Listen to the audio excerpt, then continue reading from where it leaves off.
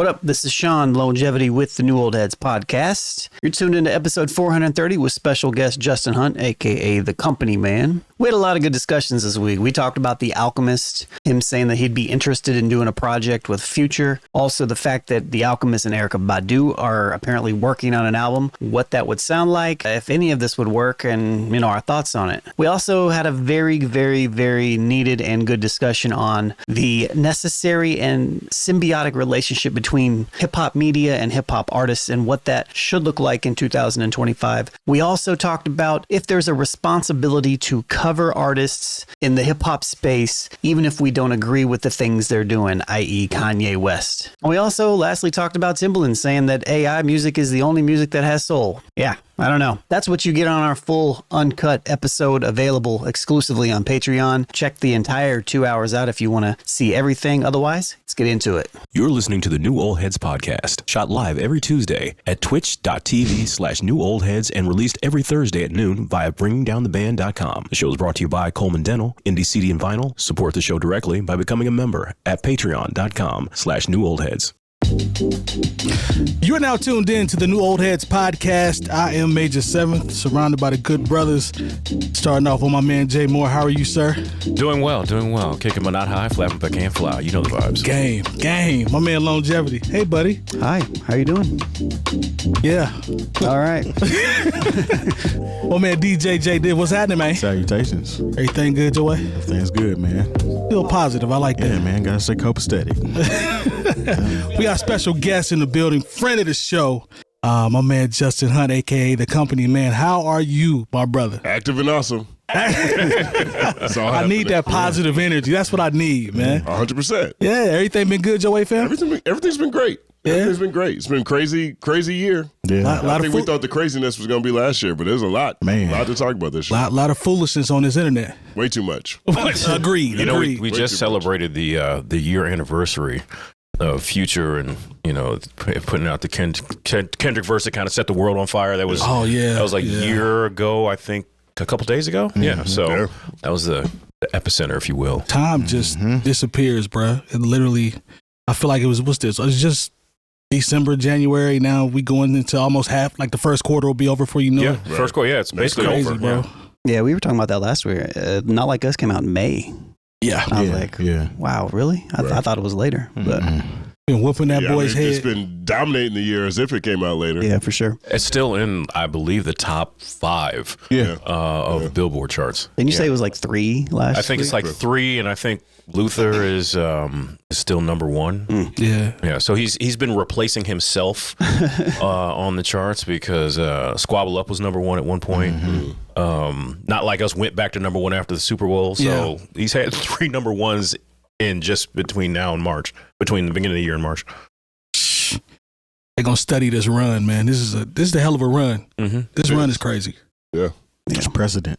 Yeah, we'll never see it again. When he said, I'm doing what COVID did, they'll never get over it. Man. He's right. Man, that's a bar. Yeah, that's facts. Let's start off with The Alchemist and Erykah Badu. So yeah, she's working on an album that's going to be produced by Alan, the chemist. And so, one thing that's kind of been on the list of to talk about, but we haven't yet, was he was asked, I think on Twitter or something, like, who potentially, would you want to work with that you haven't yet? And he said Future. So what do you guys think of, one, an Alchemist and Future, but also an Erykah Badu and Alchemist project? Does either one intrigue you a little bit more? I mean, I know the answer probably, but... Oh, you know the answer. Yeah, I think the Badu, I'm very interested in that. I think that will be, I think it's probably going to be more seamless than I would think. I think that's going to work. I really think they can figure that out. As for the Future, it would either be great or it'd be trash. I don't see an in-between on that one. That's just my personal, I'm not that big of a Future fan. Sorry. So with that one, I don't know about that. But this one with Badu, I'm in on that. I think it's going to work. 100%. Yeah. I think the Badu record there's a precedent there that shows it could work. Honey was Ninth Wonder. Didn't You Know was Dilla. Jay Dilla. Yep. So because sometimes that's that's somebody who does hip hop, especially the kind of hip hop the Alchemist does. You know, can they be pushed in that direction to work with an R&B singer? And I think that, you know, when I first heard it, I was like, I don't know if that's going to match up. But then I had to remember her track record in working with hip hop producers. Future, I'll be honest, I'm intrigued by it. I'm not the biggest Future fan, but you know, sometimes those weird, you know, the first time someone put peanut butter and jelly together, they're like, yo, what are you doing over there? Peanut butter and jalapeno is more like it. For the jalapeno lemonade. I mean, you know, there's just there's things that don't look right on paper. I mean, I think we talked about this on a previous show when I remember the first time I saw that there was going to be a record with Mos Def, Pharaoh Monch, and Nate Dogg on it. And I was like, well, how's that going to work? Mm-hmm. You know, and it wound up working really great. So, you know, it's something I would check out, even just based on the fact that I'm a fan of the Alchemist. And like I said, not a huge fan of Future, but he has done things that I've enjoyed. So, yeah, I would give them both a shot. Justin, what you think? I mean, I don't have any questions at all about Erykah Badu and Alchemist. Me neither. You know, I think that'll work fine. You know what I mean? And especially thinking about Meet the Grams being a gospel song at first. Mm-hmm. Yeah. You know what I mean? I feel like there's some things that Alchemist things in his bag that he might reach to that might surprise us at the same time. Yeah. But like, you know, Erykah Badu, she's been collaborating with all kinds of people throughout her career, you know, and she definitely knows the hip hop pocket, you know, and how to take her talents and put it on a rap track. So I don't have any questions about that. The Future one, I think, is real interesting, right? Because I think a lot about this latest Alchemist project with Larry June? Yeah, with Larry June and 2 Chainz. 2 Chainz, yeah. You know, I mean, 2 Chainz is really interesting to me right now because that's a boom bap project. I didn't think I would hear 2 Chainz on a boom bap like at this point in time. And it worked. It worked very well. And he's talking about going in with Static Selector next, right? Wow, interesting. And so I wonder how Future would approach it, right? Because Future's been a lot of different Futures. We just know the most recent Future. He came up in the Dungeon Family system. You know, he can rap a lot of different ways. Meathead. Yeah, exactly. Yeah. You know, so I wonder if it would sound like Future that we're used to, or if it would push him or have him flex a different style that maybe we're not used to seeing. So you have me if there's an adjustment on his part. Right. Because all I can hear is what he normally does, and I'm trying to match that with Al. I can't hear it. I just can't hear it. Now, if he just makes an adjustment, I might have to. We'll see. Yeah. You see what I'm saying? Yeah. I'm just looking at it as a clash, kind of like what Jay Moore was talking about with the chords and the, you know, all that other stuff. I just feel like it might be a clash. Maybe I'll be wrong. You know, I mean, even in that interview, I think it was a Breakfast Club interview, 2 Chainz talked about how those type of beats kind of leeway and open up for more lyricism. Who knows? Who knows? Yeah. You know? Right. Yeah, Well, what's name? 2 Chainz, he tapped into that because he's cut from that cloth. He's able to do both ways. I think my personal only apprehension from this Alchemist and Erykah Badu situation is being hype about the Dr. Dre Marsha Ambrosius.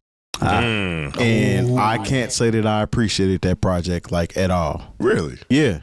Like it was very hit and miss. Okay. And it sounded like it was I don't know. It was almost too loud. It was too musical. Like Overproduced, essentially. Now, I mean, granted, Dr. Dre and Alchemist are two separately different producers. Sure. Different approaches, too. Different approaches. But I've heard Dr. Dre production on Marsha Ambrosius stuff that worked every time. Right. So I was excited about the whole project. And it kind of let me down a little bit personally. So that's my only apprehension because I'm checking for Erykah Badu regardless. Anything she drops, I'm gonna check for it. And Future, I mean, y'all know how I feel about Future. Right. Wait, how do you feel about Future? I just tell him how you feel, son. I'm always trying to figure out what the big deal is. What the big deal? What's the draw with Future? Like I listen to all these projects. My nephew is a big fan. And he plays me the stuff, and I'm like, bruh, I really don't understand the draw. And he'll find one here and there. He'll be like, how about this? And I'm like, oh, that one actually works. Yeah. You know what I'm saying? Yeah. But as a whole, like Future has lore. He has a draw that has him as the top tier artist in Atlanta. Like people love him regardless. You know what I'm saying? Doesn't matter what he drops. So if he drops this project, people are still going to enjoy it. Me personally, enjoying more so of the production side of things versus Future as an artist, I'm going to be a little more apprehensive, but I'm going to still check it out. You know what I'm saying? Definitely got to run. Can you see Future doing that? Do you think Future would take that kind of risk? I think he's in a position to where he can. Just based off of... Does he seem like someone who experiments a lot to you guys? Last time I've really seen him experiment is like... That's it. The Future Hendrix was like the last time I really... That's it. Experiment. Not really. And that goes to why is he comfortable doing that, right? Trying this out. It was seamless with 2 Chainz because he already was, to Terry's point, been rapping. I don't know, man. I don't know, bro. What I think with the Future project is, because it's an idea right now. Yeah. So I think if he goes and records some things and people around him aren't feeling him or aren't feeling the situation, it's not going to see the light of day. I don't think Future will put himself in that big of a hole. Yeah. Because, I mean, he had a great year last year. Yeah. So it might be one of them situations where, I mean, when Lil Wayne came off of Carter 3, he was trying everything. And it was still working based on his star power. Now, granted, his year wasn't as big as Lil Wayne's Carter 3 year, but I mean, he had 3 projects last year? 3 number ones. 3 number ones. Yeah. He got the Grammy for the joint with Kendrick on it. Yeah. So I mean, he's there in a situation to where they didn't win the Grammy. He got nominated. That's right. Yep. He's in a situation now where he can kind of play the game a little bit and experiment with his career, I think. And being somebody from the Dungeon family, cut from that cloth, it kind of makes sense in that way. And like you said, we've seen a few different type of Futures since he's been out, so it makes sense that way. But other than that, I don't know. I think that Future is in a position, if this is something he really signs up and wants to do, he's not rapping to eat anymore. No. You know, and I think that's where you see certain artists be able to take risks, is when, hey man, like, you know, it's not like I gotta, if this one doesn't hit, I'm not going to be able to make my mortgage or pay for my kids' private school. That's what rappers do. It would be cool to hear him take some risks, because maybe there's an artist there that I would like a lot more. Maybe Terry would be like, well, I can kind of see it now, now that he's doing this. But I mean, once again, Future is a hit maker, and maybe he has that level of hitmaker pressure on him to where he doesn't want to step too far out, not because he's trying to rap to eat, but because he has a track record and he doesn't want to interrupt that track record of success. And he also stated that he feels like he should be mentioned in the big 3. You know what I'm saying? Now, that's a whole different discussion in itself. Yeah. But for him to feel that way might make him feel like he needs to try some different things in order to get a different crowd to pay attention to him. I don't know. I wonder how serious he was about that. Yeah. You're talking about that was in the GQ article, being the big 3. Oh, the big 3, yeah. Yeah, I feel like that was a little cynical, with the conversation. I mean, the one thing, when we think about the big 3, the one thing I said about Future is he has the numbers, the following, and all of that to go with it to be able to say he should be mentioned. That he does have, but I don't know if he was really genuine. He's not a competitive rapper. You know what I'm saying? Like he's not rapping to be the best rapper. You know what I'm saying? He's rapping not even close. The most successful rapper. Yeah. And I think fit a lifestyle. I think he's the most influential rapper. I think he's proven all those things, but he's not rapping to be the best rapper. No. I don't think that's I think like Jason. I'm sorry. Go ahead. No, I think that's also why I don't think that, number one, like this is all hypothetical, right? Based upon like a random tweet. Right. Like, maybe I'm a miss here, but like, I feel like once Future found what worked for him, he hasn't really strayed from that too heavy. And I have a hard time thinking that the effects and stuff that he uses on his vocals would sound overly good with Alchemist production. Like, that's what I'm talking about. Yeah. I don't know. Yeah. I don't know. They just went bare naked with the vocals. I don't know what that would sound like, because it's been so long. Like, I don't know what that would sound like. So we got to remember, I'd be happy to be pleasantly surprised, but I don't. See, I've run into a couple of challenges with this on Future's side. Like, one, his name is Future, right? And so he generally is pretty forward-leaning in terms of his collaborations. He's definitely very youth-oriented in terms of, like, people he's championing and platforming, the influence that he has in Atlanta. Yeah.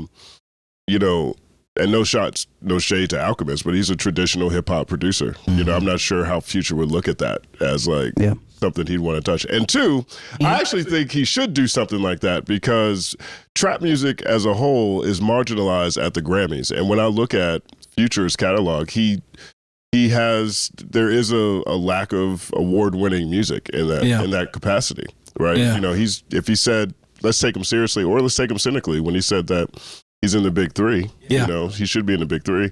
There is a level of the music body of musicians that just don't respect trap music like that, right? I mean, most of the people who win awards from the Grammys, like I'm not sure what it is now. At one point in time, Ludacris was the only rapper to win best rap album at the Grammys.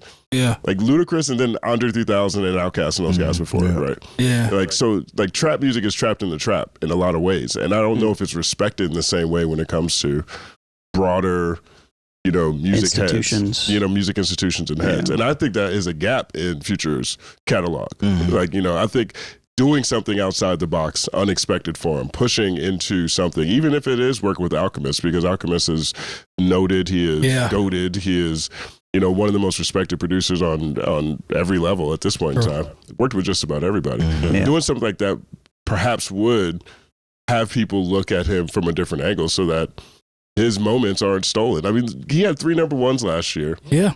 You know, he started the 20v1 in Metro. True. And then Kendrick is taking all the awards at the end of the year. You know what I mean? There's been a lot of times where other artists have taken Future's moments. And I don't necessarily think that's based off of the quality or lack thereof of his music as much as when it comes to the things that he's missing, certain bodies, music bodies, don't look at trap music the same way, which is where he specializes. That's, you know, what he has dominated in a way that I don't think we've ever really seen in a lot of regards. And so I'd actually think it'd be very interesting, you know, to see him flex some other muscles in that regard. Now, whether he does it or not, I don't think that he's going to do that. Terry made a good point when he said, I believe it was you that said, all artists aren't comfortable with being vulnerable. Everybody didn't want to just put the art out there and then we'll see what happens. Usually, an artist of his stature, it's got to be 100%. The whole studio's loving it. The girls loving it. We know we got one. It's got to work in an Atlanta club. Yeah, we got to have that before I put it out. Everybody's not cool with being questionable or vulnerable with their art. So I think that also goes into, outside of what everyone else has said, that might hinder, you know, the thought of it. That's a great point. Yeah, I think that's the difference between him and 2 Chainz. Because 2 Chainz isn't the guy that they look at as top tier artist in Atlanta. I mean, he's a staple in Atlanta. Yep. But he's in a position to where he can take chances and he can get back to what he actually likes to do. Like in an interview, I like rapping. Yeah. It's just that I got into this trap bag and it worked for me, and it's easy for me to make these hits over here. Yeah. So I stayed on that trend. And he's like, well, I kind of want to get back to rapping. And to y'all's point, he's not somebody that has to rap to eat anymore. It's like he can play the field and kind of get a feel for different things. So I think that's the difference between him and a Future. Future, his bread and butter is only trap shit. Yeah. Or what was the hit he had with Drake was with Tim's. Obviously that wasn't trap, but I mean it worked. Yeah. It worked in the same field that he I raps think in. Musically, like aesthetically, it's all very similar. You know. Yeah, so I think that's the difference between the two. But again, it would be interesting to see. And also when you talk about, you know, somebody doing something experimental, Andre 3000 was able to get that flute album off. This is no diss to him, but he's not a super duper priority, if you will, at his record company. You know, Future, they're still calling him. They're like, okay, we need something for Q4. Yeah. Okay. That's what kind of artist, and I believe it's Atlantic or whatever, you know. Republic. Republic. Yeah. So we're still talking about somebody who keeps the lights on. Definitely keeps the lights on. So I mean, there's really only like 5 artists that can do that. Exactly. So when you're talking about somebody like Future, you know, they're like, oh, that's cute. Future and you and the Alchemist, that's nice, but no, we need you to get back and we need them joints. We need records. Yeah, we got like 3 artists that need music from you right now, and we're going to make these records priorities. He is still somebody that is, you know, makes what would be called, you know, when record reps walk things into radio stations or whatever they're doing now. He still makes what are called priority records. Facts. You know, like I said, this is no diss to Andre 3000, but he hasn't been that in a while. Now, if he start rapping again, there's a chance we could see him as the artist that makes the priority records, the list. But that's not where he's at right now. So that's why they're like, okay, yeah, go do a flute album that people are either going to love or hate. It's going to get nominated for a Grammy. And I don't even think that counted towards his album. It didn't count towards his record contract. No, it didn't. It didn't count. Yeah, because that's not what he got signed to do. I mean, that's a great point, though. I mean, Future. Well, you got like Future, you got Travis Scott, Tyler the Creator, Kendrick, you got Drake, SZA now is on that list. You know, there's only a handful of people in rap that can do a couple hundred. Playboy Cardi, that can do 200,000 first week. It's not that many. Yeah, and so that's another thing. I mean, look, I also think about something Scarface told me once, where he said, Jay, when people fall off. And I'm like, nah, Face, where they fall off? When they try to switch it up. That's why I never try to switch it up. Right? Yeah. Now, he's Scarface. Yeah. He's one of the greatest rappers all time. Yeah. So Facts. he's not switching it up. It's very high. Yeah. It's a very high level. Yeah. You know True, what I mean? true. Now, we have examples of people who've been able to switch it up and find a lot of success. Kendrick, Kanye, Outkast, for example. But the vast majority of people, when they get too experimental, that is when they lose their influence, which is another reason I can't really see Future doing this. Yeah. But I bet Scarface would love to do a rock album. You think so? Yeah, I think you would do a blues album. 100%. A blues or Probably rock more album. blue. That Tiny Desk was fire. Yeah. Yeah, I'm pretty sure he's probably true. recorded one now. That's I don't true. think he's put it out, but he's been a bassist forever. Guitarist forever. I love this Tiny Desk. Yeah. Yeah, that was dope. I don't know, man. Future, hey, I'll come back on and be like, if this happens, I was wrong. You was right, I was wrong. You know, another thing with the Erykah Badu thing, like we've been hearing Alchemist do like menacing samples for so long now. Like I don't even know. I mean, I know he can do it. Please, my Future. No, I'm talking about Alchemist and just Badu. Alchemist. Okay. I'm trying to think of like a soulful record that Alchemist has kind of done that I could hear Badu on, and I'm not really placing any. What? Last joint I remember him doing R&B style was like Nina Sky. Is that him? Yeah. I'm just trying to remember Nina Sky's records at this point. But the thing about Al though, Was it Move Your Body? No, was about not to say. that one. It was it had somebody else was rapping on it, but Nina Sky Hold You Down. Hold You Down. Yeah. Oh, yeah. Hold you down. Yeah, that was Prodigy. Prodigy with Nina Sky. but Lone, here's the thing. That was on Alchemist's project, First Infantry. Yeah.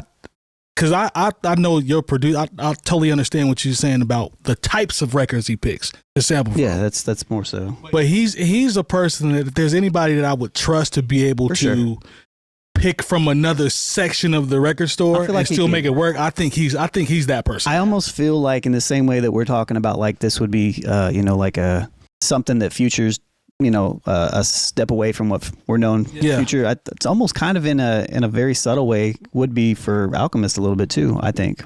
Oh yes, now don't get it twisted. They both are making a pivot. Yeah, there's not, each they have to meet. You know, depending what I'm on what the Erykah Badu records sound like, I guess. Yeah. That's the other piece. Future about to drop a Buffalo Kids album. But you know what? I just thought about this record when you brought that up. You remember, and people should remember, but it wasn't a song that really hit like that. Alchemist did a record with, of all people, Twister and Maxwell. You say Twister? Don't say Twister. You know what I'm Don't say man, Twister. Come on, man. I'm sorry. I'm in my microphone. You know bag, better than that. you know. Don't say Twister. But yeah, so Twister. Red hand on blue. And, Wait. and Maxwell called Smile. Does remember anybody remember that record? Yeah, that record was incredible, and it I just don't. did not get the love it deserved. So if he can dig into that kind of bag for Erykah Badu, I mean, I'm not worried about it, but it is a little. I think it is kind of a step away from what we've kind of known from him for a long time. Yeah. Jay, what were you gonna say? Like I think he was looking at something. Look at this. He did Desire off of Pharoah Monch's album. Great record. Great record. Very soulful. Great record. Okay. You know, so I think that's in there. That's true. That's in the range. If he can get into that pocket, which I'm sure he's probably, gonna. I mean, he's Alchemist. He can do whatever. He can do whatever he needs to do. It's so far I've seen, but that's an example of something I think. Yeah, Erykah Badu was made for. Is it gonna be like the drumless type stuff? You think? See, that's another thing where I think if he it would be interesting if he goes to the right section of the record store. Right. I think he can still do that. I think it'll still work. No, for sure. Yeah, because like I'm curious. He has definitely like his early stuff sounds a lot different than his later stuff as far as like. He was very drum heavy. Even when you think about like Worst Comes to Worst, Dilated People's record, and he was very drum focused for a while, and then it just gone. So. This ain't gonna be the beats that he sends to Conway and Side Gun. This can't be that. So that's what makes it even more intriguing. I'm definitely intrigued by it. So. Yeah, I'm gonna run it. Like I always say, I'm trying to even think of the Prodigy album. Albert Einstein. Yeah, no, Return of the Mac. Don't do that. That was don't do that. An incredible record. I'm not even being funny. I can't even remember. That Einstein EP was fire. Yeah, Albert Einstein. That was fire. Did he produce? I was just listening to Mike Tyson yesterday from Sean Price. Did he produce records off that? He did. Because I heard a couple beats and I was like, this sounds like Alchemist. He did the joint. Is it like boom, boom, boom, boom, boom? Oh man, starts to finish. I gotta look at the track list now because I know the beat when I hear it. Yeah, you got it. I'm more excited to hear the Erykah Badu project. Oh, for sure. Today. For sure. I'll just say that. Yeah. I think that's a consensus.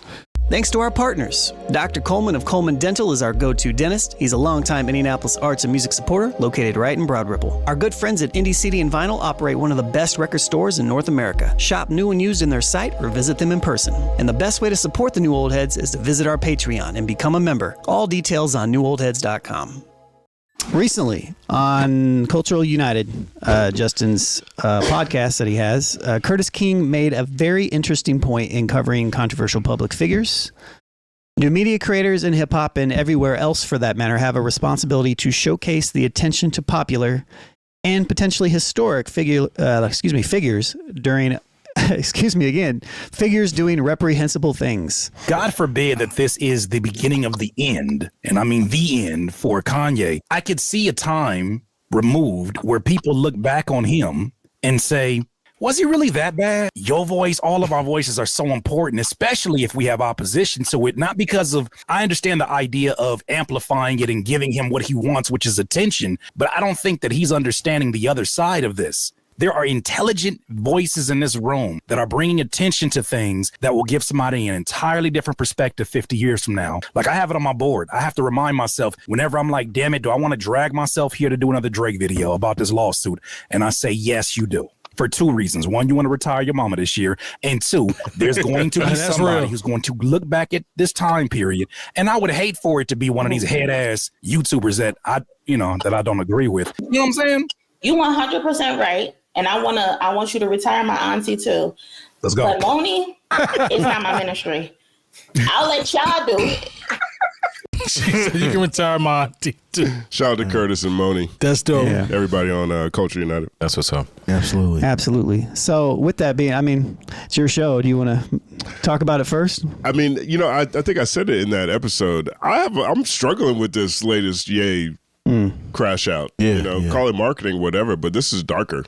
Mm-hmm. He is punching down. He is, making fun of kids with disabilities. He is fat shaming. He is wearing Nazi stuff everywhere. Yeah. He is pushing swastikas and whatever. And I guess probably there's a point being made, perhaps, hopefully, other than this album that's out. That's what it is. But I think I actually think it's destructive. And this is actually the first time I feel like something Ye is doing is coming from a very weak place. Mm-hmm.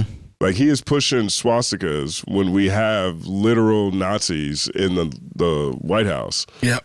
Like they have legislative control of things. Yeah, for sure. They got rid of the segregation clause that in public contracts. For public contracts. There's a Mississippi bill that was trying to legalize slavery for illegal immigrants, put them in jail forever if you get caught being a legal immigrant. They've gotten rid of AP African American studies in schools across the South. Facts. The things that they're doing are extremely Confederate, and the Nazis literally benchmarked the Confederacies. And here is arguably the most important artist of the past century, this century, outwardly pushing swastikas for whatever reason. Yeah. And let's say there's the most altruistic sense. Mm-hmm. Let's say the most altruistic sense he is trying to water down swastikas the way the N-word has been watered down in our community. Let's say he is doing that so that other people can feel what black people feel when other people fight to say the N-word or whatever, right? Well, it's not enough. The most altruistic ways to look at this point in time, when he has been he's completely independent now. Mm-hmm. He's independent on his fashion side and his music side. And this is what he is promoting, along with all the right-wing victimhood manosphere stuff. Right. And we have literally people who are trying to go back to Jim Crow situations. Mm-hmm. It's tough for me to decide whether or not it's important for me to cover the crazy stuff he's saying. Yep. And then turn around and be like, oh, here's his music. You guys want to listen to it? I struggle with that, And as you can see, between Moni and Curtis, they're on two different sides of the fence. For sure. I'm so the same way. It's a different place. Yeah, I'm the same way because I've pretty much championed Kanye as my guy the whole time we've had this podcast, because I rock with Kanye, but to your point, this latest situation is different. It doesn't feel right. I mean, I have a conscience. I have morals and shit. You know what I'm saying? So this just ain't it for me, man. And it doesn't sit right to the point where I can't support it. And what Curtis King said, as far as being able to get ahead and out there over the other voices that are hyping him up still, because we live in a time now where it doesn't matter what you do, somebody's going to applaud you regardless. And this is going on in real time. I feel like this is an experiment. It's almost like he wants to see what all he can do and get away with and still be successful. The Bully album is #1 on YouTube as far as streaming right now, regardless of all the shit he said over the past month leading up to its release. It's not even a finished album. It's just a Kanye project that he was like, I'm going to put this out there. I'm going to talk this shit. My shirts got taken down. I'm going to be on the phone with Puff Daddy after he denounced him. Like when he was on Drink Champs. He was pretty much talking about him and Lucian, and now he's on Diddy's side. He's just way far gone, man. And it's like, I can't embrace that anymore. So to his point, it's almost like it has to be voiced that me being a person on this show that has voiced my support for Kanye, I think it has to be known that I don't support what he's doing, regardless of whatever he makes. Even if I do decide to listen to the music, you still have to explain why he's a piece of shit right now. You know what I'm saying? I think it was Curtis. I don't know if it was on this stream or if it was maybe another one where he mentioned about him being an artist and he can't separate. I think it actually was this one. Like, he can't separate the art from the artist because when you are in this space, you are talking about who you are. Yeah. There's an artist called R. Kelly. Well, people are having an issue with, what I'm saying? R. Kelly did make AJ done with a number. Yeah. We've had lots of conversations. He's been giving you clues for 25 years. That's a bar. That's a bar. Since like 2017, 18, I don't remember. I've been pretty much anti-Kanye, and I was a huge Kanye West fan for a very long time. But like, there's, it's hard for me to vouch for certain stuff. But this was the first argument that I've heard anybody made to where I was like, that actually makes sense. Like, I was like, okay.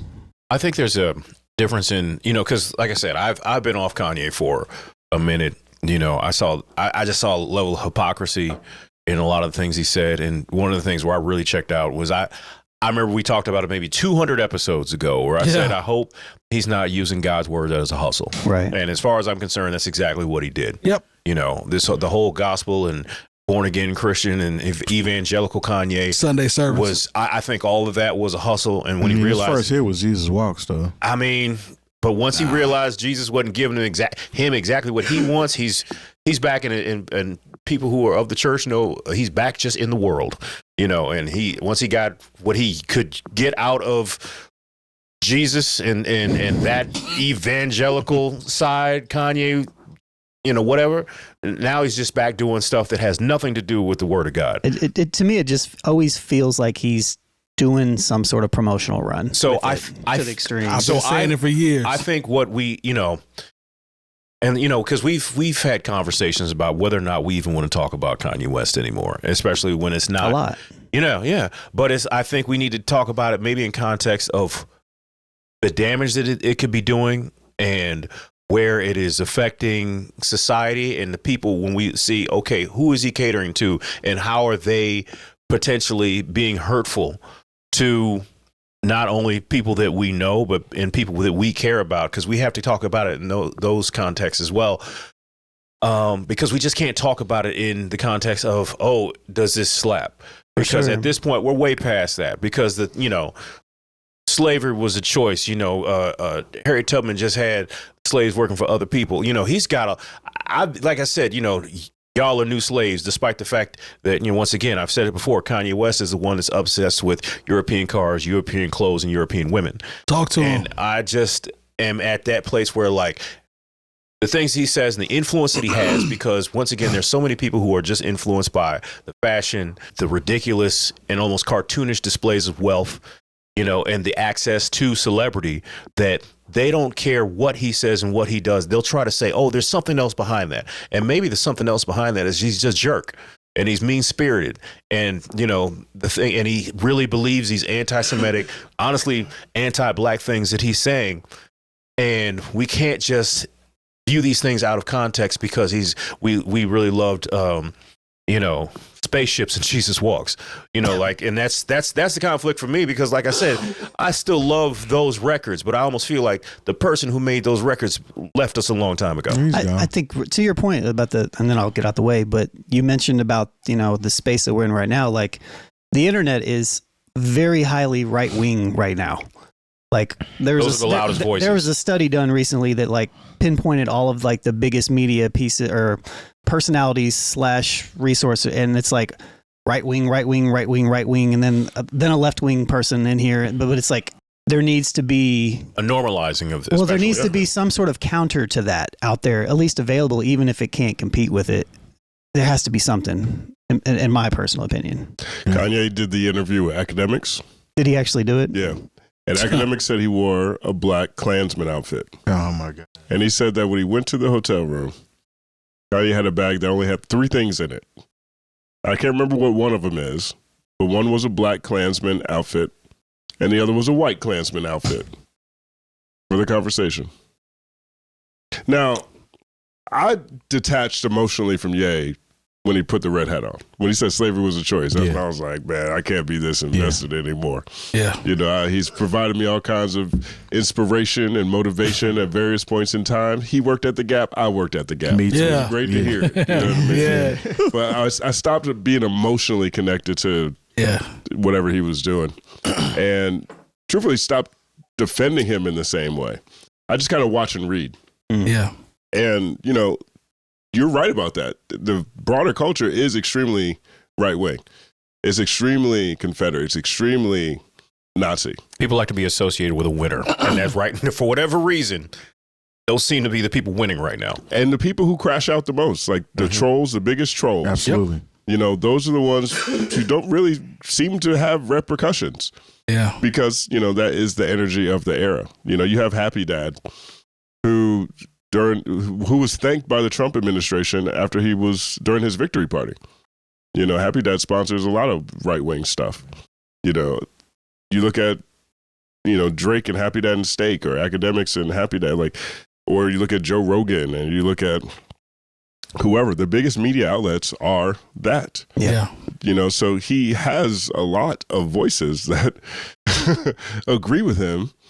And I personally think that it's really sad to see, because for the first time, I can't see the spin that somehow this is helpful to any community, to be honest. Generally speaking, I could see it, especially like with the last time he went all anti-Semitic. I could see him trying to get out of his contracts, trying to be fully independent. I could at least see that, right? A lot of times they'll kick you out of the contract if you don't represent the company. Certain way. Morals clauses. Right. Yeah. Morals clauses, right. And he got his IP back. I could see that. Whether I think that's something necessary to do, it's irrelevant. I can see that. I can't even see this. Nah, it makes no sense. I can't see it past his album being called Bully. I can't see it past him trying to water down a swastika. You know what I'm saying? Yeah. Like, the swastika hurt a lot more than just Jewish people. Come on, man. Like, it's a bar. It's not like when I see it in that I'm like, oh no, they're not talking about me. Right. You know what I'm saying? It's no, like they hate us most. Yeah. Yeah. You know, so I don't know, man. And so it's a real struggle, right? Because at the same time, it is news, right? It is news because it's him, right? It's like if Trump goes and says a bunch of crazy stuff. Like there's a theory from a right-wing media standpoint called flood the zone, where the Trump administration is passing all these executive orders, just doing all this crazy stuff to get the headlines all mixed up while they sneak in the most important things or things that are most crucial. And to me, this is an example of flooding the zone. I just don't see anything of value coming out of it. Like, I mean, he wants me to feel bad for him. Yeah. I don't know if he wants, because there's so much victimhood in this, right? There is. He's like, oh, you gonna let these white women take my black kids? Kanye, you're still married to a woman. You're right. Yeah. And you act like this white woman just showed up out of nowhere and was an influence on your child. This was your wife, right? And you were telling me white lives matter. Yeah. You know, and oh my God, that's what you were telling me. That's what you have a shirt. You and Candace Owens was out there with the team. What? Yeah, right. It's wow, like, bro. This seems like the only outcome that I ever saw happening, and now I'm not sure if I should be mad at this white lady because you want to put your daughter on a song with Diddy. Yeah, I don't know, man. Like the whole thing is all mixed up. He's gone, man. Bro, this whole thing is nauseating, man, because we've, like to Lone's point, and you all have said, we've discussed whether we should just talk about this ever or bring any of this stupid shit up. And I've always said that he's just an attention whore. He needs attention. Everything is done for him to get attention. Either it's going towards an album, which I still have said for years. But to Jay Moore, what I was going to say to that was, even if it's guided somewhere else, there's always something going on. And I think everything is based off attention. And what Curtis King said, I never thought about that, about the responsibility to help correct history, right? I never thought about it like that. It's like, I don't want to feed him. I don't want to give him what he wants. Right. That's been my side. This dude is an idiot. I don't care. But when he broke it down like that, that's the first time I actually had to think about it, because he talked about the YouTubers that he may not agree with, or I can't remember the phrase that he used, but they have a voice. Yeah. They can help tell the story. They are definitely going to help tell the story. Right-wing hip-hoppers. It's the difference. 100%. It's the same thing with a Fox News and a CNN. Yeah. Fox is going to report what they want to report, and they're going to report it the way that they want to report it. Whereas a CNN, they'll report it differently. It'll still say the same thing, but it'll be given to you in a different, you know what I'm saying, different tone, and is going to highlight different things versus I'm just going to pick and choose, and we're going to agree with everything. News. Right. But unfortunately, a lot of people do. Yeah. Like we're kind of the anomaly here. You know what I'm saying? To your point, you're saying like the right meeting, right? You know what I'm saying? It's a deeper conversation. It is. Yeah. Yeah, I mean, every outlet has a point of view. Yes. Yeah. You know, and I don't expect an outlet to not have a point of view. Yeah. I definitely want a point of view. Otherwise. This is the first time I've actually thought about how important the counter argument is. Mm-hmm. I never really thought about it like that, bro, until we just watched this video. And I believe he has a very valid point. That's a great point. About how important that is and how detrimental the other creators or content creators could be. You know, or even just the messaging. The messaging, yeah. I agree with it. Or just there's just been a couple when I watch certain content creator. I think the cat's name is Ray Daniels. I like enjoying his content, but he's like, he's almost trying to, every time Kanye does something, he's trying to shoot him some bails. Like, oh, there's a bigger plan here. And I think even of all people, Whack 100 said the same thing, you know, when he's like, you know, what is he really doing with this swastika thing? And it's like, he's just wearing a swastika on a Sunday afternoon in Los Angeles. Like, let's not make it seem like, oh, this is, you know, it's layered. You know, he's just doing this for either attention. I think it burns Kanye up to see, you know, because I almost think that some people could make an argument that Kendrick is doing what Kanye thought he was doing. Oh, he wants attention from Kendrick so bad. To see him be able to have the message that he has be so commercially successful and then be on the Super Bowl, and, you know, Jay, who's supposed to be his man, is the person who controls all of that. And I think it burns him up, you know, that this guy's getting this much attention and being, getting a Pulitzer Prize. I remember when Kanye West was on the cover of Time magazine, like the smartest person in hip hop, and through just the evolution of the culture or his own actions, like he knows that is never going to come back to him, and he sees it being given to somebody else, and I think that burns him up. I think that's part of it. I think he's extremely jealous of Kendrick Lamar, and on top of like he keeps bringing up what people have done to him. This is very much about him feeling like a victim in this. His list of people are all people that aren't yes men in his circle. Yeah. His list of people that he don't rock with, if you look at it, they're all people that have either alienated him and don't rock with him anymore based off his actions. Yep. He doesn't like people that actually represent what they've put out there. He feels like anything that I do, you're supposed to rock with me if you were cool with me at some point in time. And that's just not the case, because you're not good for my brand, so to speak. Common's not going to get them Microsoft commercials with hanging out. You got a swastika t-shirt on. That's not going to work. No. Yeah, it doesn't work. It's also very disrespectful to me. Yeah. To expect other people to jump on your reoccurring train wrecks. Mm-hmm. Yeah. Like if he can't see how branding himself or rocking the brand of some of the most destructive ideas and human movements history. in human history. Yeah. Like, I'm sorry. I'm not mad at Ty Dolla $ign for not wanting to hang out with the Black Nazi sign. I'm sorry. You know what's crazy? The Kanye stan will insult your intelligence by telling you, and I don't know if you've seen this, that's why I want to say, I'd be curious to see what you say. The one I always hear is, Kanye is 10 years ahead in his thinking. Y'all just don't understand what he's doing. There's always a secret plan here or there. He's playing chess. And I'm like, man, shut up, Kanye bro. Well, generally that's true, though. But with this? Not this time. Thank you. I can't see it this time. It's not there, bro. It's also redundant. Thank you. That's the other piece. He's not doing something new. It's not a new. Yeah. It's not. There's nothing innovative here for what you're doing. He did this already. Thank you. Thank you. He's just being more extreme. Right. It's just it's weird. He's just louder, more hurtful. Without something of substance that you can say other people can connect to.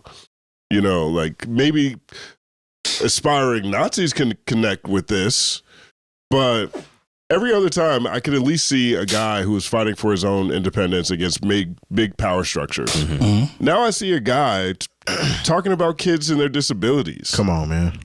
Like, that's different. There's not 6 layers for that. There's nothing. That's what it is. You just. If you're hoping in 10 years it'll be cool to wear a swastika t-shirt to a Dodgers game, like if that can't be your end game with this sort of thing. He tried this experiment already with the Confederate flag. Facts. You know what it might be? And shouts to Gutter Queen with this comment. Love that name. I think he wants to get right-wing praise. I've heard a lot of leftist content creators mention, like, if I really wanted to just blow up, all I got to do is just say a bunch of random bullshit, like. That's what Kanye always and then did. it's just going to, so maybe that's the angle. Like, he just needs that. Does he need that to do? No, does he need to do all this? He doesn't. He doesn't, but that is like the path of least resistance. Is being a billionaire Yeah. not enough? Is like he needs some other, somebody else to back him to feel like he's actually valid. And, since he doesn't have all those people on his list that don't sign up for his horse shit, that he's like, well, if I can get some other people to sign up for it, I'll be. And then what are they going to say then? See, that's where he falls at, because somebody of Kanye's stature doesn't realize his ego is actually in the way, because he doesn't need to do anything and he's going to be successful. He could just exist. You know what I'm saying? He doesn't need to do any of this and it's still going to work in his favor because of where he's at in his career you're still and what he's Kanye proved. West. It's a shame. It's a shame, really. That sounds like a person to me that is deprived of the attention that they think they deserve. And I will do anything in my power to get attention. Now he wants to be a martyr. What really bothers me is I feel like at this point, Kanye West has the swag of an untalented person. I ain't heard that one. That's a new one. That's untalented people. I get it. When you have to do, when you have to shake ass and do stupid shit for people to pay attention to you. You're Kanye West. You have all these Grammys. You have a track record. You've sold millions of records. You could go anywhere across the world. And if you just wanted to perform, the records from your first 4 or 5 albums, you could sell out an arena, but you'd rather do this. And I'm not the one to, if you can book an arena. Yeah. And I'm not the one to, how do I want to say this? Him as a creative, right? Do what you want as a creative. You can do that, but the rest of it leading into what you do is just, it's more harmful than helpful. Like, all this shit is unnecessary. To y'all point, just be Kanye, put new music out, sell your merch, sell your clothes, sell your shoes, and just vibe out. You have the fan. You're a megastar. You have that. The rest of the stuff is unnecessary. That's why I keep going back to the attention argument. You just have to have attention. And by any means necessary, he has to have it. And that's sad. Unfortunately, it's working because, like I said, he has the #1 streamed video on YouTube right now. Yeah, that, and they pretty much, talked about him every day on the Breakfast Club for all these, it was like, was it wrong for him to talk about Jay-Z's kids? It's like, well, yeah, it's wrong. Like, why is that even why is that even a question? Yeah. Yeah. Yeah. So, I mean, that's the saddest part to me because I didn't even think about Jay-Z's other kids like that. Nah. Yeah, me either. So there is a level of exposing and revealing, putting those kids in, harm's way potentially from the evilness of the internet. Yeah, because let's just somebody say something about his kids. And now he's talking about his kids all the time. He don't even care about other people's kids. No. Yeah, I'm supposed to care about his kids. And be the first one to He don't care about it while he's talking junk about someone else's kids. Yeah. Yeah. I just can't even follow the line of thought. He'd be the first one to act a fool if somebody talk about his kids. Right. But you tweeting about other people's kids and potential disabilities or whatever. Look, all I know is, even if there was a thin line of maybe friendship or consideration that Jay-Z could have, for, the times they worked together, that's gone. Like, yeah, I think that's been gone with Jay. Yeah, that's been gone for a while. But there, there's because there's always a way back. There are people who've always been able to fix relationships with people regardless. But like, you say something about my kids and let's just play devil's advocate. Maybe there is something there. If that's something in confidence because we were close and you expose that to the world, it's a wrap. What I'm saying? Jay-Z has too much money to come up and just beat your ass because that's what you deserve. He ain't going. He ain't let Dame back in, so I don't see him letting Kanye back in. But at the same time, even when he got his induction into the Rock and Roll Hall of Fame, he did still acknowledge Dame Dash. I mean, you damn near have to. I mean, you acknowledge him, but I ain't got to rock with you. Yeah, that door is closed, though. That door is closed, and I think this one, which I never actually. They've done such great things together. If you would have told me, man, there's going to come a point in time where Jay really not going to rock with Kanye anymore, I'd have been like, nah, whatever it is, like you said, they can fix it. They'll patch it up. I actually think this might be the one that closes it. It's a wrap. I mean, yeah, completely. I mean, it's a wrap. I hope that if I turn into Kanye West, that y'all aren't my friends anymore. I'm just saying. You notice how his circle changed. It turns into yes men. It just lets him get away and do whatever he wants to do. I mean, this just ain't the case. I just don't like the victimhood stuff. Man. That's the stuff I really don't like. Everything is everybody else's fault. I was watching one of my favorite parts of the Bad Baby Alabama Barker rap beef was that's how I found out Ye was clearing samples. Yeah, because she used the sample from Carnival. Mm-hmm. And it looked crazy, right? Because now you got Ye clearing a sample for Bad Baby to diss his niece-in-law. Yeah. Right? Because Alabama Barker's dad is Travis Barker, who's married to Kourtney Kardashian. Yeah. Well, it looked weird.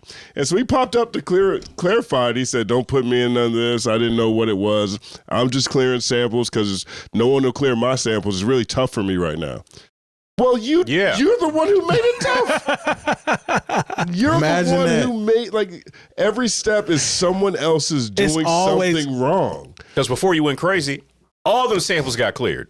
Yeah. I mean, who's clearing a sample for somebody who's going to go up and talk about being a Nazi? Yeah. I mean, I'm just saying. Like, right. I mean, look, I just don't like the victimhood aspect of it. Yeah. That's what makes me not respect this as much. 100%. Like, I only see a billionaire complaining. Yeah. I don't got no room for no complaining billionaires. No, hell no. There ain't no ounce of empathy or sympathy for a Sorry, Elon. Yeah. All you had to do was not Sig Heil and bring out a chainsaw. Come on, man. Things would have been fine. Chainsaw was so weird, but you couldn't stay out your own way. You couldn't stay out the way. That's that entitlement, man. Yeah, this ain't the Kanye I thought was going to happen when he said, when he get his money right, can't tell me nothing. Yeah. Wow. This wasn't what I was thinking. Not at all. Look, at one point we really thought, for all my Star Wars nerds out there, we thought he was going to be the one to bring the balance to the Force. Because just think about it, at one point, Kanye was making sure where I could hear Slum Village and Dilated Peoples on the radio. And, not only did he not bring balance to the Force, we come to find out he was actually lying about it or something. Yeah. It's like, nope, he wasn't the one. So, yeah. He was Anakin. Timbaland recently sat down with Victor Oladipo and the Inner Courts podcast. Victor Everybody got there was one. somebody else. I don't know who the other guy on the podcast was, but I recognize Vic. He's an Indiana guy. In which he called today's music bland, boring, admits there's currently no well-known artist whose music moves him, and praises AI by saying it's the only thing that has pure soul. I just don't feel like ain't nobody moving me that's already that we know. And I think y'all feel the same way. No, 1,000%. Because I feel like it ain't nobody's fault but just the world of what's going on. Yeah, I feel like you can feel the pressure of the dividedness, and I hate that.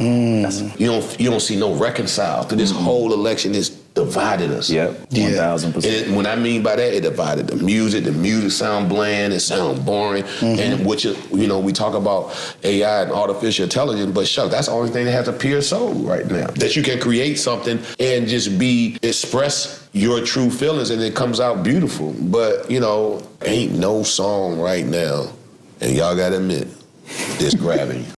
That's all cap. I don't know if I gotta admit that. Man, that's. So I guess my question was, when I first wrote this down, I was like, maybe I'm overreacting is this a case of him just exaggerating a bit and it's just kind of blown out of proportion? You know what I mean? Yes. It is? Yeah, come on now. Part of it is like you get to a certain point in your life, because I'm kind of there, where like whatever is new is not, and what's shoved down our throats as far as what they really push hard. You'll be like, I just don't feel that. And it's like, well, part of it is because it's not for you. And, you're still rocking with music that was from the best part of and the most freest part of your life. But like, I can't act like, and maybe because maybe it's because I listen to so much music. Like, I like some of the records that came off of Cowboy Carter. I like those Beyonce records as much as I like any Beyonce records I've ever heard. I love Texas Hold'em. I love that record with Miley Cyrus. I love that record that Jelly Roll had. It was Somebody Save Me. It's depressing kind of, but at the same time, it hit me in a place where I was at the time. And I still hear, when I hear SZA's records, we wouldn't talk about these Kanye West records, or not Kanye West. Please don't say that. Kendrick Lamar records, if they didn't mean something to us and there wasn't a heart there that moved us in an emotional way, not just because I'm not, like I said, I'm out of the club business now, so I'm not just watching what happens in real time as far as what people shake ass to. I have to listen to things that actually connect with me in an emotional manner, and I still think there's plenty of that. And there's never been anything that was done so well on an AI level to where I'm like, oh, let me get this AI song and find a way to listen to it every day while I'm, brushing my teeth, getting ready to go to work. I just don't understand where he's at with that. But once again, Timbaland is in a different place in his life. He's in a different tax bracket. He's in a different place creatively. You know what I'm saying? Maybe there's nothing that moves him because there's nobody he wants to collaborate with right now. Yeah, it's just not working in his favor. I don't know if y'all seen the Rhythm Roulette. Oh yeah, when he picked his joints, I reacted to that. And they were terrible. The beats he made, I ain't gonna say terrible. They weren't good. They weren't Timbaland-esque beats. They were terrible. I feel like for what we were expecting. Yeah, I feel like Timbaland is not the same Timbaland that he created back in the day, and he's not able to create that same Timbaland without using AI. I don't know if y'all watched his content. A lot of it is, I used AI to create this song, and I did this, and I did that. I think that's where he's at personally. That's what he's talking about himself. How often do you guys listen to AI? Not very often. Never. Sometimes I don't even know if I'm. listening to it. I went to sites and I've made AI records, like typed them out so I could sample them and stuff like that. And generally speaking, it's hilarious, but it's not like, oh my God, this is the most amazing. Like, what does? Have you ever listened to gospel AI? No, it's funny. You got me want to do it now. It's funny. It's yeah. pretty amazing. It's amazing. Really, It's amazing, like in a good way. In a good way. Yeah. I mean, I have a friend of mine, a mentor of mine, who is a super producer. Mm-hmm. He's produced for Dre, Eminem, Dave Matthews, Yo-Yo Mom, Bonnie Raitt, you name it. Oh, that's love. He's like a Tony away from an EGOT, right? Yeah. And he is like Timbaland. Like, he is really into AI right now. Right? I'm talking, he could play like 8 instruments. Yeah. You know what I mean? And so I was kicking it with him, and he was playing me some gospel AI. Yeah. But he didn't tell me it was AI. Yeah. And I was like, yo, this is crazy. He's like, yo, this is AI. Look how soulful, how spiritual it is. Yeah. Right. And so he talks about AI from the perspective of it being another instrument. And that helped shape my lens around AI. I think about AI as like, oh, let me make a fake Drake song. Yeah. I want to make a fake Wu-Tang song. Or the Instagram post where they got just a soulful spin on something. Yeah, you know 60s rendition of Not Like Us. Yeah. Right. Yeah. Right. So, but like, he is my lens to look at it from a musician standpoint. And the way he uses it for fun a lot of times, but also the way he incorporates it into a score he's working on or something he's mixing with things that he created or another artist actually created too. Like, it's another instrument to him. Right. And so it's a tool, essentially. Yeah, it's a tool. It's not like it's just AI on its own that he's rocking with. Like the theme song, It's All Happening, is AI. Okay. Right? That's him writing it. He wrote the bars on it. But the beat is AI. Justin Hunte is here, we saw it happen. Right? Now, people don't realize it. Right. They think it's dope. Oh, this is dope. Oh, boom bapping it. Oh, this is great. Yeah. But that was another example of how it could be used as a tool to help elevate or to pull out certain particulars in it. And so I'm not anti-AI. Yeah, I'm not anti. My issue with it is saying that there's nothing that moves you other than AI. I think that's what bothers me with that. I mean, I think you probably pointed it out well. Now, I haven't liked a Timbaland beat in a very long. I remember I did a review on the Blueprint 3, and I was like, "This would be great if Timbaland wasn't on it." It's been a very long time since I felt like Timbaland. Oh, they got so mad at yell at Justin, not me. Right. Yeah, man. Hey, it's written. You go look at it. It's on my old blog. It's my most viral clip. It's still sitting there. He said, "I got the receipts." It's an article. If you want to read, that's what I said. Yeah. But but I can see where he's coming from regardless. Like, I don't know if what he said was a referendum on everything. Right. I think a lot of times too, especially in hip hop, there's an emphasis on something fresh, something new, something different. True. And so, I'm happy when I hear things that remind me of, like, Common and P. Rock's album last year was really great. You know what I'm saying? Yeah. Now, is it the best in either of their catalogs? I don't think so. Right. But I'm happy that they still have a place in the market. I'm happy they can still be exalted for the work they put in and the beauty they put together, right? But if you look at the broad swath of hip hop, I'm not sure people are looking at that as like, oh, where hip hop is going. Yeah. Right. And so I can see where you look around the landscape and everything feels like it's a bit, stale. Or, I don't want to say revisionist. It's a little referential.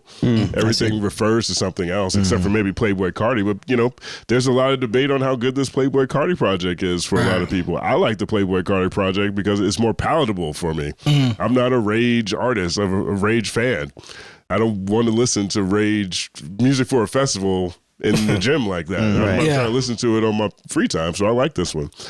But if you look at the broad landscape of things, a lot of it does feel very revisionist. It's very referential, in a lot of different ways. And if you're Timbaland, and here's something that allows you to go places that maybe, he hasn't been able to go to as one of the defining producers for a 20-year period, at least, or 15-year period, then I'm not surprised he would make a statement like that.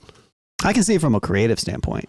I could definitely see it because it's definitely tapping into a whole different, I've used it in a variety of different ways, and I teach music production. So like, I'm familiar with a lot of these tools. So it does kind of introduce, and again, Timbaland's been doing this for over 25, 30 years, at this point. So like, I can understand from a creative standpoint of like, oh, this is a cool approach. It's making it fresh. It's making it new again for me, so I get it from that angle. I don't get it from the other angle there's nothing else out there. Like it's like groundbreaking. Like I've heard some gospel records and they do sound good. I've heard gospel stuff sound crazy. Some of the stuff does sound super crispy, and and the fact that you can control it's kind of cool. But at the same time, like I don't know. I don't feel like it's really doing anything that humans can't do, and that I'm hearing. I think that what you said about your homies, that's the producer. The one thing I said about AI is it's going to be crazy for people that are already musically talented. For sure. Like you said, he plays instruments, right? It's a tool. Lone was talking about it too, because we talked. I think it was the last episode about the difference between AI as the shell, the base, the core, and then you just sprinkle something on it and then we push it out, versus manipulating it, to your point, how I'm assuming the producer approaches that. I think there's creativity still there, right? And I'm always pro people learning the process. Even if you're still going to use AI, that's cool. That's the way we have to evolve, right, as creatives. Because the world will pass you by if you don't. But the people that can actually do that, to your point about your homie, that right there, to me, I can respect it, because it's like, he took this and turned it into that. Right. With his skill set, his talent, his arrangement, and everything else. So I just think there's something important to the learning the basic side and then moving forward to experiment with it. But as a musician, though, especially as somebody an educator, of Timbaland's stature, to say that nothing is moving him or nothing sounds good, and point directly to AI as the source of something that's going to change. I can't vouch for me that seems to me like it's kind of a situation where they talk about there's no good music out here as the consumers, when there's a lot of artists that you're not exploring because you're focused on just radio. Maybe he's only talking like super popular mainstream artists too. That's possible. Maybe that's what it is. Maybe Leon Thomas dropped a very dope album. He also before this he briefly mentioned, he talked about his playlist that he's trying to promote, and it gets like 21 million listeners or something a month, and wanting to keep fresh musicians on it as well. So maybe that's part of it potentially. I don't know. That's a very big statement. No, man. I mean, but they're not AI artists. Yeah, I mean, what you guys all said is tools. Like, I think that just like sampling is a tool. Yeah. Just like Serato is a tool compared to like there is an evolution of things that you use as tools as creatives. But I think just bringing it back, maybe he's just in a headspace or wherever he is culturally or just creatively. You're not going down, digging deep into, I use Tidal and seeing like the discovery and like, okay. But I think he is though. Is he just saying I don't hear any creativity or anything that moves me? I think that's the interesting thing about Timbaland too, because he live streams all the time, and he's always listening to new music from new artists all the time and everything. So if I was to give him any bail on this, I'd say he's probably just referring to like what's popular. That would. Maybe he just feels that way. It's possible. This is called the New Old Heads podcast. For sure. We all know people who, to your point, will say stuff like, "There's no good music out here." 100%. That's fair. We know that is like a prevailing thing a lot of times. 100%. Generations as the generations roll forward, maybe he just feels that way. Yeah, it's possible. And maybe there is some semblance of things that just move him personally. Yeah. And he's got a lot of range and reps. He's worked with everybody ever, pretty much. Yeah. At one point in time. So yeah. It's crazy that you say that, because there's a story that Illmind told when he got a chance to finally play beats for Dr. Dre. He said he was excited. He goes in, he's nodding his head. Story. Yeah. And Dre was like, "Yeah, heard it before. Right. Yeah. Heard that before." Right. And I have to think about that, because Timbaland has heard a lot of music, man. Right. That's so true. And you also have to think about who Illmind is. Like he's super versatile. Yeah. So when he told me that, I sat up in my chair like, damn, he said he'd heard stuff like that from that guy. Yeah. So on one hand, I can see maybe to your point, maybe he just does, but I just think that's a broad statement to say, the soul and everything else is strictly allotted to AI. I don't know, man. That's tough, man. I mean, that's tough. Because it's almost like he's calling out these artists. It's like, man, these computers are about to take y'all's job. Right. It's possible. You know what I mean? Oh, it's definitely a wave. It's not going anywhere. They can take everybody's job. They can take everybody's job. That's real. That's real. That's real. I still ain't going though. I can't subscribe to all this AI and who was Will Smith fighting? Remember the robot? iRobot. Yeah. I'm cool on society just turning all the way over to that shit. It's here. I don't know. I don't know if we have a choice on what would be cool. We still teaching robots how to do stuff. I was like, stop teaching robots. It's only needs to be like Cyberpunk. Like I need some mechanical arms or something. I don't want to take that red pill then. So man, and it's only going to advance and get better. The capabilities are going to expand. It's going to be. I don't know, man. No, don't get me wrong. I'm with AI being a tool to help aid and assist, but like as far as just being the one thing that people use for music, man, like that kind of the conversation we had where the guy was talking about people are bored with making music, so we just need to use AI to make the music. I'm just not going for that, man. I can't vouch for that either. Hey man, can we get AI to start working on cancer and Alzheimer's disease instead of making fake Drake songs? Man, he's doing that too. See, AI multitask. I need AI to pay taxes. You know what I mean? So, I can't wait till they start doing that. Right. Yeah, that's not happening. Nope. There'll be too many jobs lost. Man. Hey, they get rid of people at the IRS anyway. What about the people at H&R Block? Man, they gone. They out of there. They out of there. That's the reason why we have to pay taxes the way we do now. Yeah. I mean, the government should just send you a bill. Yeah, this is what you go to this company. This lines up. That's all because of these companies. They can't wait to be like, hey, man, got all your W-2s together and be $175. Right. What? I left TurboTax last year for the first time because of that. I do use Free Tax USA. Right. If that's still, and it was great. I think they might take that down this year. Oh dang! Yeah, that's too much like right to be able to just go in there for at minimal cost and file your taxes. We're a Confederate environment now, fellas. The Confederates came back through the courts. Facts. They rose again. Well, South rise again. On that note, definitely appreciate you coming on the show, Justin. Yeah, man, thanks for having me again, man. This is dope. Yeah, man. Yeah, man, I really like always what you guys welcome. are doing over here. Always welcome. Multiple screens. Word up. That's what's up. Yeah. So. NewOldHeads.com for all the education you need this year. If you've stuck around this long, please do us a favor. Subscribe and like the channel. Also, if you see anything that gives out 5-star ratings, we appreciate that. And don't forget our Patreon where you can get exclusive, unedited content for the previous show or other shows. We appreciate the support.